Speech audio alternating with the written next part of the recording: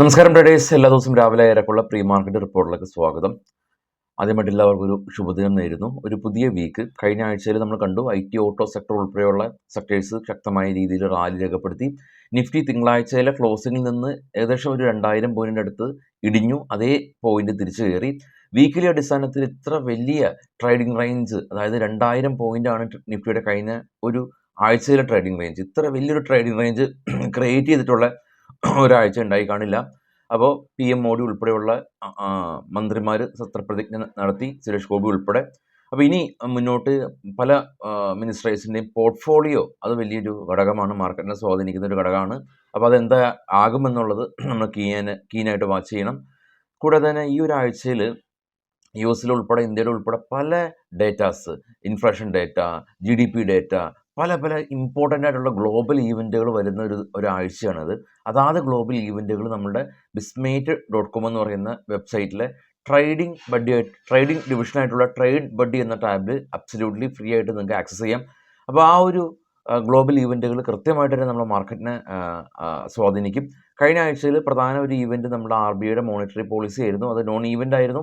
Non event അല്ല, right unchanged ആയിരുന്നു. പക്ഷെ അതൊരു ശക്തമായിട്ട് മാർക്കറ്റ് റാലി രേഖപ്പെടുത്തി. കൂടാതെ തന്നെ നമ്മുടെ GDP ഫോർകാസ്റ്റ് ഉയർത്തി എന്നുള്ള കാരണം കൊണ്ട് അതൊരു RBI മോണിറ്ററി പോളിസി അതൊരു റൈറ്റ് പോസ് ആണെങ്കിൽ കൂടിയും നോൺ ഈവൻ്റ് ആവാതെ മാർക്കറ്റിനെ വലിയ തോതിൽ മുകളിലേക്ക് കൊണ്ടുപോയി.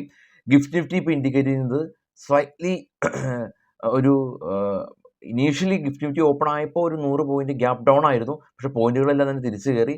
നമുക്ക് വലിയ ഗ്യാപ്പ് ഡൗൺ ഒന്നും എക്സ്പെക്ട് ചെയ്യേണ്ട കാര്യമില്ല. ഇതുവരെയുള്ള ഗിഫ്റ്റ് നിഫ്റ്റിയുടെ ഒരു പെർഫോമൻസ് അനുസരിച്ച് ചെറിയ ഗ്യാപ്പ് അപ്പോൾ ചെറിയ ഗ്യാപ്പ് ഡൗണോ അല്ലെങ്കിൽ ഒരു ഫ്ലാറ്റായ രീതിയിലാകാം. ഇനി FISൻ്റെ കാര്യമാണ് വളരെ പ്രധാനം. FIS കഴിഞ്ഞ വെള്ളിയാഴ്ച ഇന്ത്യൻ മാർക്കറ്റിൽ അവർ നെറ്റ് ബയേഴ്സ് ആയിരുന്നു.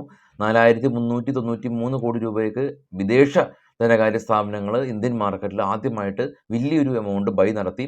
അപ്പോൾ ഏറെ നാളുകൾക്ക് ശേഷം ആഭ്യന്തര ധനകാര്യ സ്ഥാപനങ്ങൾ കഴിഞ്ഞ വെള്ളിയാഴ്ച 1200 കോടി രൂപയുടെ പ്രോഫിറ്റ് ബുക്കിംഗ് നടത്തി എന്നുള്ളതാണ് ഇപ്പോഴുള്ളൊരു അവസ്ഥ. ഇനി മുന്നോട്ട് ഇന്നത്തെ മാർക്കറ്റിലെ പ്രധാന സ്റ്റോക്കുകളുടെ കുറച്ച് വാർത്തകളിലേക്ക് നമുക്ക് കിടക്കാം. എംഫസിസ് എന്ന് പറയുന്ന ഒരു കമ്പനി, ഇവരുടെ പ്രൊമോട്ടേഴ്സ് 10% സ്റ്റേക്കുകൾ വിറ്റ് മാറുകയാണ് എന്നുള്ള ന്യൂസ്. ഡോക്ടർ റെഡ്ഡീനെ സംബന്ധിച്ചുള്ള ന്യൂസ് ഉള്ളത് US ഡ്രഗ് കൺട്രോൾ അതോറിറ്റി ആന്ധ്രാപ്രദേശിലുള്ള ഇവരുടെ മാനുഫാക്ചറിങ് ഫെസിലിറ്റീസിൽ ഒരു ഇൻസ്പെക്ഷൻ നടത്തിയതിന് ശേഷം കുറച്ച് ഒബ്സർവേഷൻസ് റൈസ് ചെയ്തിട്ടുണ്ടെന്നുള്ളൊരു കാര്യമുണ്ട്, ശ്രദ്ധിക്കുക.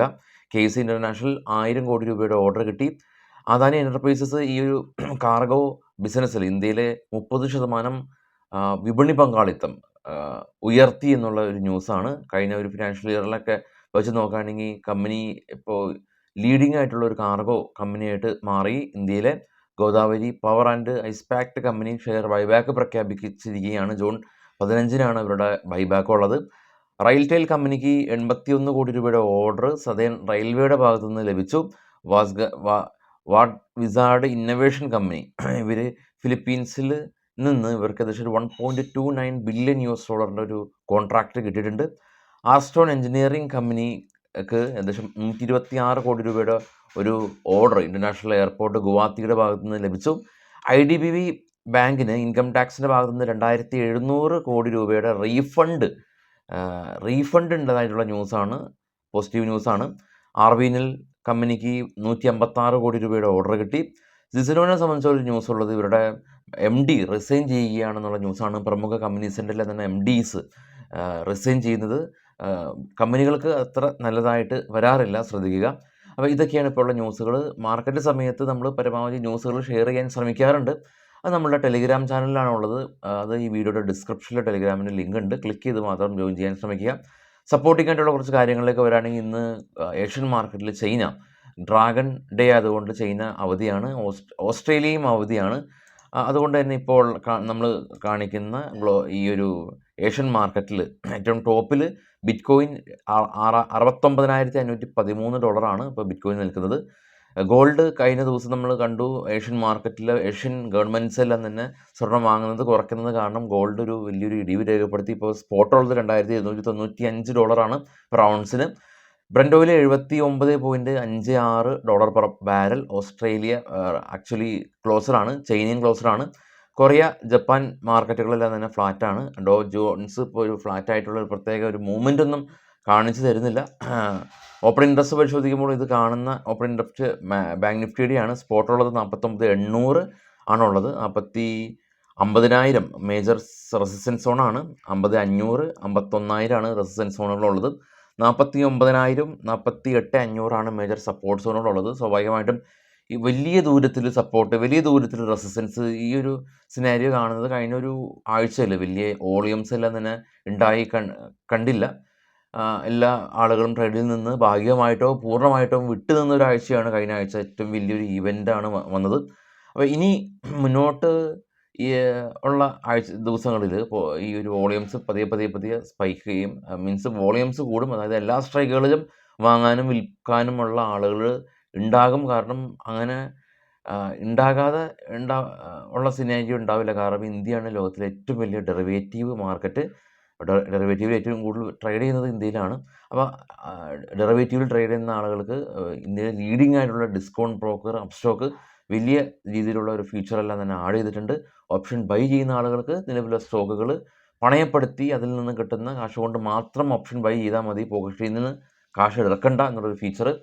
സെല് ചെയ്യുന്ന ആളുകൾക്ക് ഫാർ OTM തന്നെ ഹെഡ്ജ് ചെയ്യാനായിട്ട് അവൈലബിൾ ആണ്. ഇന്ത്യയിലെ ലീഡിംഗ് ഡിസ്കൗണ്ട് ബ്രോക്കറാണ് അപ്സ്റ്റോക്ക്. അക്കൗണ്ട് ഓപ്പൺ ചെയ്യാവുന്ന ലിങ്ക് ഫസ്റ്റ് കമൻറ്റിൽ പിൻ ചെയ്ത് വെച്ചിട്ടുണ്ട്. താല്പര്യമുള്ള ആളുകൾ അക്കൗണ്ട് ഓപ്പൺ ചെയ്യാം. അപ്പോൾ ഇതൊക്കെയാണ് ഇപ്പോൾ ഉള്ള ന്യൂസുകൾ. സ്വാഭാവികമായിട്ടും ഇലക്ഷൻ്റെ ആ ഒരു പാനിക് സിനാരിയോ കഴിഞ്ഞിട്ടുണ്ട്. പുതിയ മന്ത്രിസഭ തന്നെ മാർക്കറ്റ് ആഗ്രഹിച്ച പോലെ തന്നെ കഴിഞ്ഞ ഗവൺമെൻറ് വന്നിട്ടുമുണ്ട്. എന്നാൽ ഈ ഒരു ഗവൺമെൻറ്റിലുണ്ടാകുന്ന പല മന്ത്രിമാരുടെയും പോർട്ട്ഫോളിയോ അലോക്കേഷൻ മാർക്കറ്റിനെ വളരെയധികം സ്വാധീനിക്കുന്ന ഒരു ഘടകമാണ്. മുന്നോട്ടുള്ള ദിവസങ്ങളിൽ നമുക്കത് കീനായിട്ട് വാച്ച് ചെയ്യണം. പല ഘടകകക്ഷികളും റെയിൽവേ അല്ലെങ്കിൽ സ്പീക്കർ അങ്ങനെയുള്ള പ്രധാന പദവികൾ ആവശ്യപ്പെട്ടിട്ടുണ്ട്. ധനകാര്യവും ആഭ്യന്തരവും IT അങ്ങനെയുള്ള കോർ സ്ഥാനങ്ങൾ ഇപ്പോൾ NDA തന്നെ NDA അല്ല BJP തന്നെ കൈവശം വെക്കുമെന്നുള്ളതാണ് നമുക്ക് അറിയാൻ സാധിക്കുന്നത്. എന്നാൽ സ്പീക്കർ പദവി, റെയിൽവേ അങ്ങനെയുള്ള മറ്റുള്ള ഘടകങ്ങൾ ഇനി ഘടകകക്ഷികൾക്ക് വീതിച്ചു കൊടുക്കുമോ എന്നുള്ള ചോദ്യങ്ങളൊക്കെയാണ് ഉള്ളത്. അപ്പോൾ അതൊക്കെ തന്നെ മാർക്കറ്റിനെ സ്വാഭാവികമായ രീതിയിൽ റിയാക്ട് ചെയ്യപ്പെടേണ്ട ഒന്നാണ്. മാർക്കറ്റിനെ സംബന്ധിച്ച് വേണ്ടത് ഇപ്പോൾ സുസ്ഥിരമായിട്ടുള്ളൊരു ഗവൺമെൻറ്, മേജർ സ്ഥാനങ്ങൾ നിലവിലുള്ള BJPക്ക് തന്നെ കിട്ടുക എന്നുള്ളതാണ് മാർക്കറ്റിനെ സംബന്ധിച്ച് ഗുണകരമായിട്ടുള്ളൊരു കാര്യം. അപ്പോൾ ഇനി മുന്നോട്ട് നമ്മളെപ്പോഴും പറയാറുള്ള പോലെ തന്നെ ദേശീയ രാഷ്ട്രീയം മാർക്കറ്റിന് ഇമ്പാക്റ്റ് ചെയ്യപ്പെടുന്ന ഒരു രീതിയിലേക്ക് മാർക്കറ്റ് മാറി. കഴിഞ്ഞ ഒരു 10 വർഷത്തെ രാഷ്ട്രീയ സാഹചര്യം ആയിരിക്കില്ല മാർക്കറ്റിൽ ഇനി മുന്നോട്ടുള്ള 5 വർഷം റിഫ്ലക്റ്റ് ചെയ്യുന്നത്. അപ്പോൾ വളരെ കീനായിട്ട് തന്നെ നമുക്ക് വാച്ച് ചെയ്യേണ്ടതായിട്ടുണ്ട്. എല്ലാവർക്കും ശുഭദിനം. വൈകിട്ട് 7 മണിക്ക് വിശദമായിട്ടുള്ള പോസ്റ്റ് മാർക്കറ്റ് എത്താം. Thank you.